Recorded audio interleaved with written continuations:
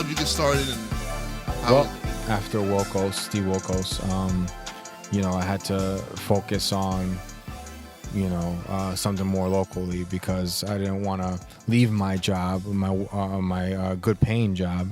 And my wife also had a good paying job, and I didn't want her to leave that as well, and have to go through all that relocating stuff. And how many years did you work for Steve, the Steve Wilkos show? I did about 6 months. I did an extension of it because they asked me to stay for an additional month. Yeah. Okay. So I mean, at that point, I was like, my wife was pregnant, so I had to figure something out more locally, so I could, be at home more often. So I said, what can I do? How can I take my talents and everything that I've learned throughout the years, and just invest that in some sort of business where I could be local, aside from my 9-to-5 job.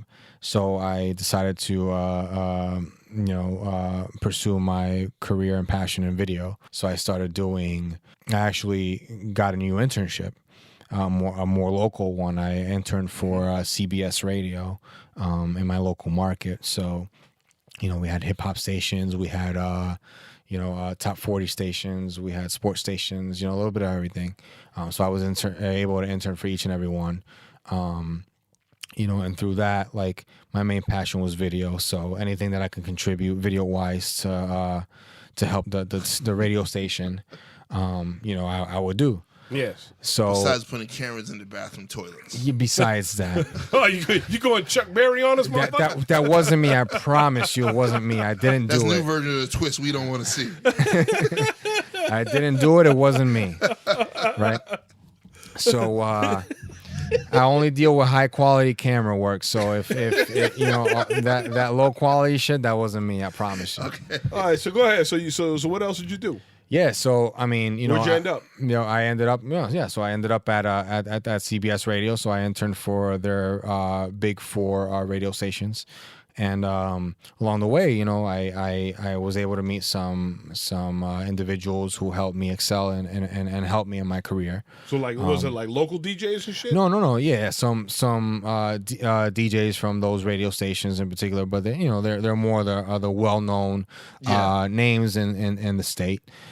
So I was fortunate to meet them and be bold enough to present myself to them and let them know what I do. And you didn't whip your dick out, did you? I did, and that sealed the deal.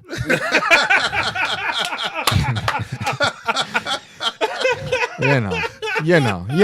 Oh, he said it with such confidence. Yeah, of course. I mean, what can I say? But so once I did that, and ended up I sealed the deal. So they wanted to work with me, and one of them, she took me under her wing.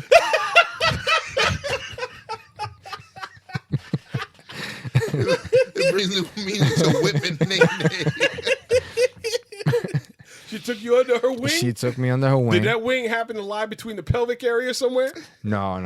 Oh, you didn't smash that? No, I didn't. It's a whole different vibe and a whole different a scenario with this person in particular. Like, she actually took me under her wing. Helped you out? And she helped me out, and we I was out doing the club scene.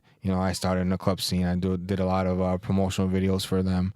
My first event was an event that featured Slick Rick and Dougie Fresh. Get the fuck out of here. How were they? No. It was actually at a location called the Renaissance.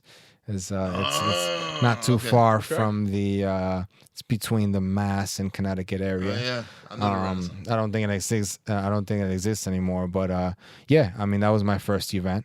It was great. It was cool. Like, just had my camcorder. Did some stuff. I thought it was cool. Got to meet Slick Rick and Dougie Fresh, and that was my first event. And after that, it just progressed, and I got more into the club scene.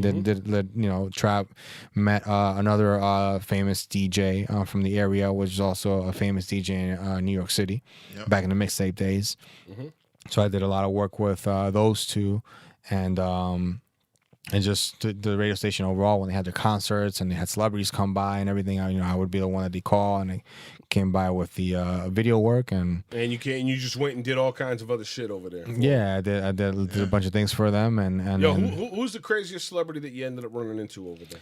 I don't know, man. I'm a big fan of 50 Cent. I'm a big fan. I just like the way that he just does his business, and he divulges into a bunch of different things, and I always wanted to meet him, so I got to meet him a few times via the radio station, so that's pretty cool. And he's a friend of that radio station. He has a home near that radio station, so it's pretty cool. You know? He sold a couple of years ago, right? I think it's still in the selling process. Post Tyson, he bought it, and then after that, he did a few parties there and whatnot. I wasn't affiliated with the radio station at the time that they did those big parties. Yeah, if not, I would have been there with my camera. I know Mike Tyson used to own it. He used to, and then after 50 bought it, and then sold the 50 and I think he's been having a tough time selling it. Yeah, but I mean, it's an awesome place. Like I heard he buried Evander Holyfield's ear in his backyard, man. Is that true? I can't attest to that. I don't have any proof, but hey, that was a very legal answer.